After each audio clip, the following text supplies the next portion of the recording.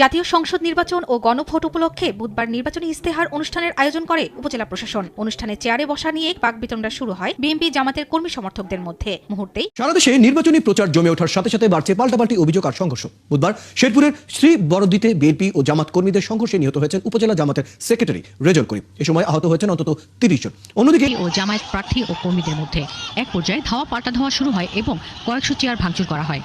এতে উভয় পক্ষের অন্তত 30 জন কর্মী আহত হন। পরিস্থিতি নিয়ন্ত্রণে আছে পুলিশ এবং আর্মি উপস্থিতি আছে যে কোনো পরিস্থিতির জন্য। চেয়ার বসাকে কেন্দ্র করে শুরু হয় বাকবিতণ্ডা। মুহূর্তে রূপ নেয় সংঘর্ষ। দুই পক্ষই একে অপরের দিকে চেয়ার ছুটতে থাকে। বুধবার দুপুরে শেরপুর 3 আসনের ঝিনাইগাতীর মিনি স্টেডিয়ামে নির্বাচনী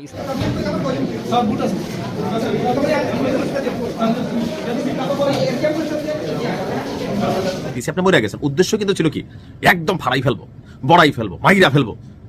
তার মানে আপনিও মেন্টালি একজন মানুষকে মাইরা ফেলার উদ্দেশ্যে আঘাত করছেন। আসসালামু আলাইকুম। যারাই বা যেখান থেকে ভিডিওটা ক্লিক করেছেন আশা করছি সম্পূর্ণ ভিডিওটি দেখবেন।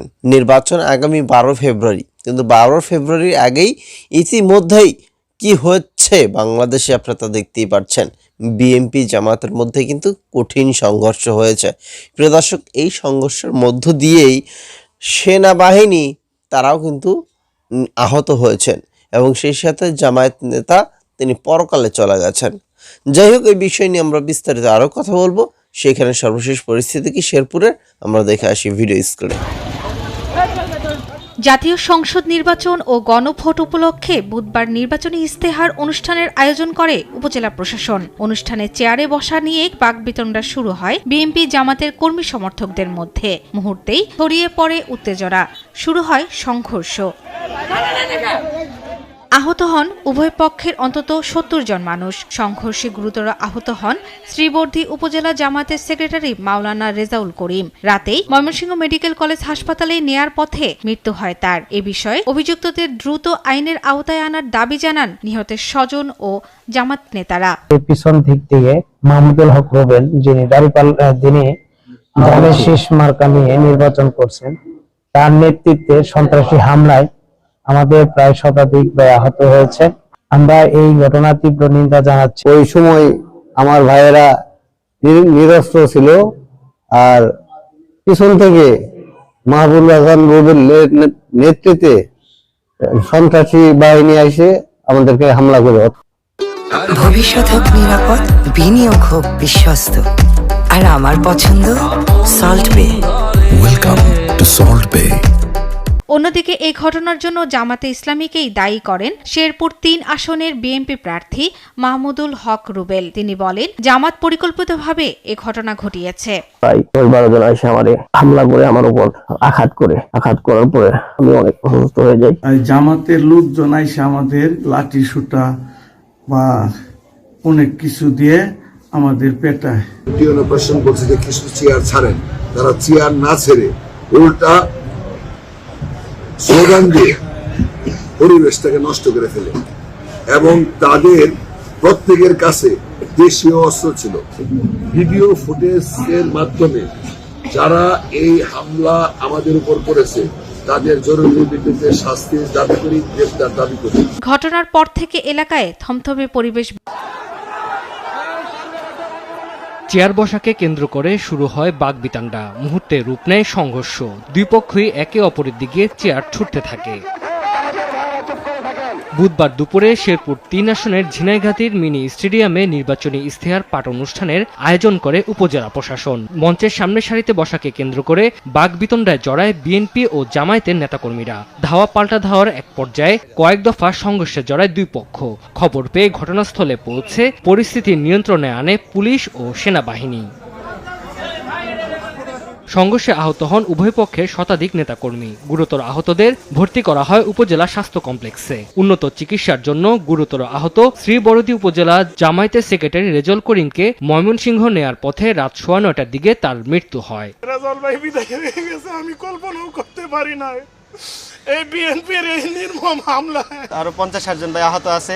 এই ময়মনসিংহে ভাই আরো 2 জন ভাই আছে, শেরপুর হসপিটালে আছে, ঝিনাইগাতি হসপিটালে আছে। এই ঘটনার সঙ্গে যারা জড়িত, আমরা সংগঠনের পক্ষ থেকে আমরা দাবি জানাচ্ছি এই মুহূর্তেই তাদেরকে গ্রেপ্তার করে আইনের আওতায় নিয়ে আসা দরকার।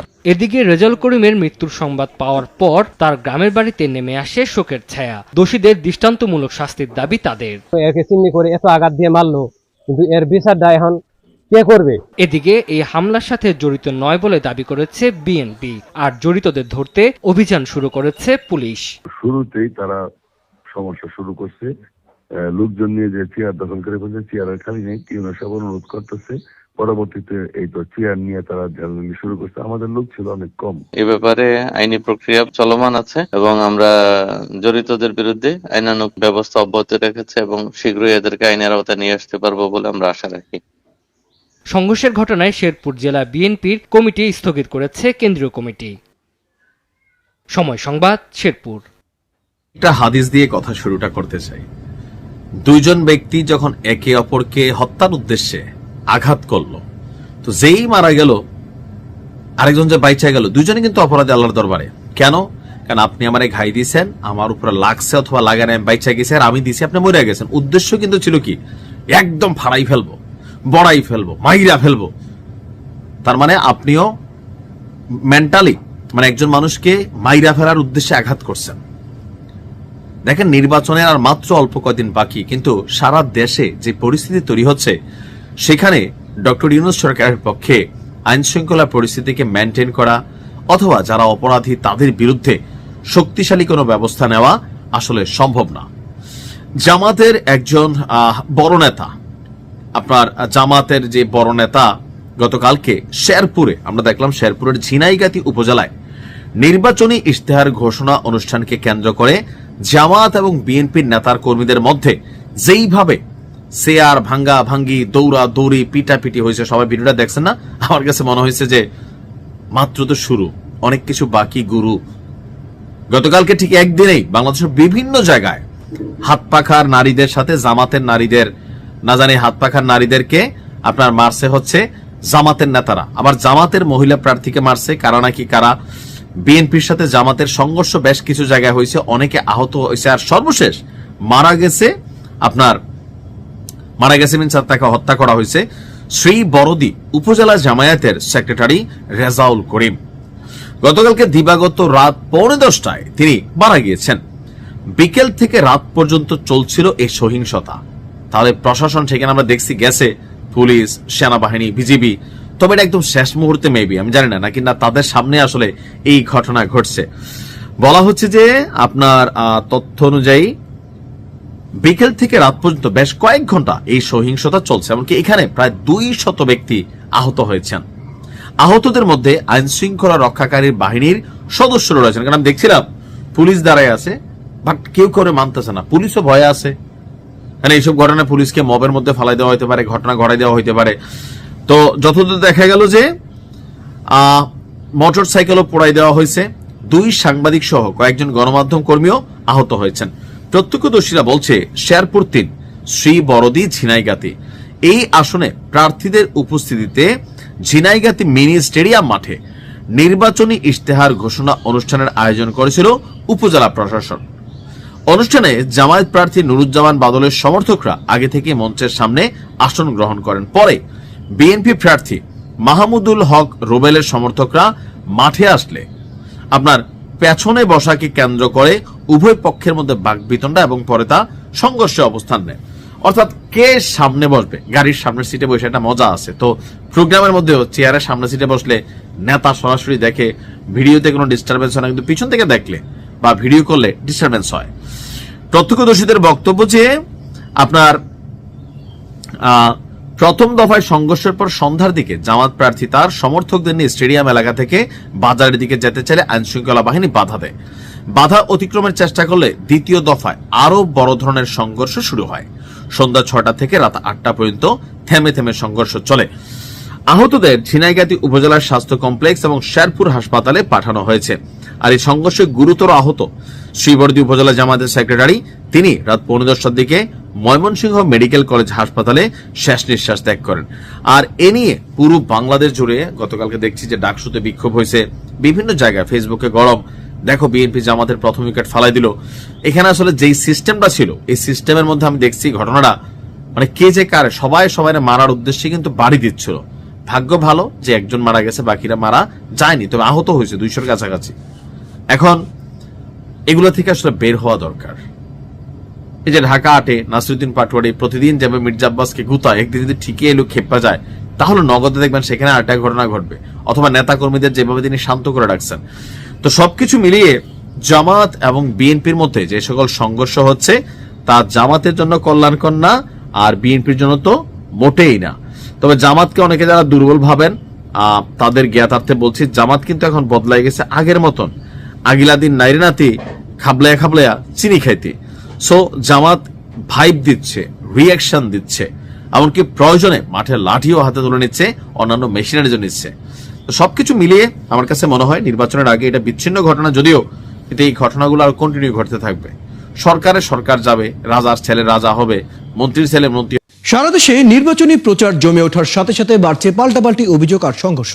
বুধবার শেরপুরের শ্রী বড়দিতে বিএনপি ও জামাত কর্মীদের সংঘর্ষে নিহত হয়েছেন উপজেলা জামাতের সেক্রেটারি রেজাউল করিম। এ সময় আহত হয়েছেন অন্তত 30 জন। অন্যদিকে ভোলার চরফ্যাশনে হামলার ঘটনায় 3 জন ও ফরিদপুরের ভাঙায় বিএনপির দুই পক্ষের সংঘর্ষে নারী সহ 15 জন আহত হয়েছেন। সহকর্মীদের পাঠানো তথ্য ও ছবিতে বিস্তারিত।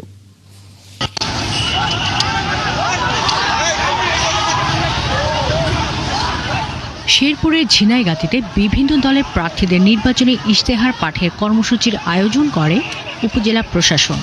এ সময় চেয়ারে বসা নিয়ে কথা কাটাকাটির এক পর্যায়ে সংঘর্ষ বাধে বিএনপি ও জামায়াত প্রার্থী ও কর্মীদের মধ্যে। এক পর্যায়ে ধাওয়া পাল্টা ধাওয়া শুরু হয় এবং কয়েকশো চেয়ার ভাঙচুর করা হয়। এতে উভয় পক্ষের অন্তত 30 জন কর্মী আহত হন। পরিস্থিতি নিয়ন্ত্রণে আছে পুলিশ এবং আর্মি উপস্থিতি আছে, যে কোনো পরিস্থিতির জন্য পুলিশ প্রস্তুত। না, এ ব্যাপারে কোনো মামলা হয় নাই, পরে যদি কেউ দিতে চায় সেটা দেখা হবে, খতিয়ে দেখা হবে। এদিকে ভোলার চরফ্যাশন পৌরসভার 6 নম্বর ওয়ার্ডে কর্মী সমর্থকদের নিয়ে নির্বাচনী প্রচারে বের হন ইসলামী আন্দোলনের প্রার্থী কামাল উদ্দিনের মেয়ে মারিয়া কামাল। এ সময় জামায়াতের কয়েকজন কর্মী তাদের প্রচারে বাধা দেয় বলে অভিযোগ ওঠে। এক পর্যায়ে তারা সংঘবদ্ধ হয়ে তাদের উপর হামলা করে এলাকা ছাড়ার হুমকি দেন। দুটি জামাতের ভাই অকথ্য ভাষায় বিভিন্ন রকমের অকথ্য ভাষায় কথা বলা শুরু করলো এবং তারা আমাদেরকে বাধা প্রদান করলো আমাদের দাওয়াতি কাজে। ফরিদপুরের ভাঙায় আওয়ামী লীগ থেকে বিএনপিতে যোগ দেওয়ার একদিন পর সংঘর্ষে জড়িয়েছে দুই পক্ষ। বুধবার সকাল থেকে দুপুর পর্যন্ত চুমুরদি ইউনিয়নের বামনাতলা গ্রামে কয়েক দফায় হামলা। পুরো ভিডিও জুড়ে আমাদের সাথে ছিলেন এবং আজকের এই ভিডিওটি সম্পর্কে কোনো মতামত থাকলে লিখবেন আমাদের কমেন্ট বক্সে। জামায়াতের নেতাকে আসলে তিনি চলে গেছেন পরপারে, তবে এই রকম ঘটনা, নেককারজনক ঘটনা, এটা আমরা কেউ আশা করি না। এবং ডক্টর মোহাম্মদ ইউনূস তিনি কিন্তু ব্যর্থ, এবং এটা স্বাভাবিক বিষয়। এইটা স্বাভাবিক যে তিনি পারবেন না, আইন শৃঙ্খলা পরিস্থিতি তিনি নিয়ন্ত্রণে রাখতে পারবেন না। খোদ শেখ হাসিনা তিনি কিন্তু পারেন নাই, আর সেখানে ডক্টর ইউনূস তিনি তো একজন নরম সরম ব্যক্তি, এবং তার বিরুদ্ধে ইতিমধ্যে যে কত অভিযোগ আসছে তো সেইটা আপনারা দেখছেন সোশ্যাল মিডিয়াতে।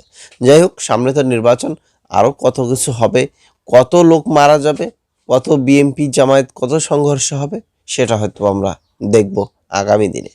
যাই হোক, লিখবেন আপনাদের মতামত। ধন্যবাদ।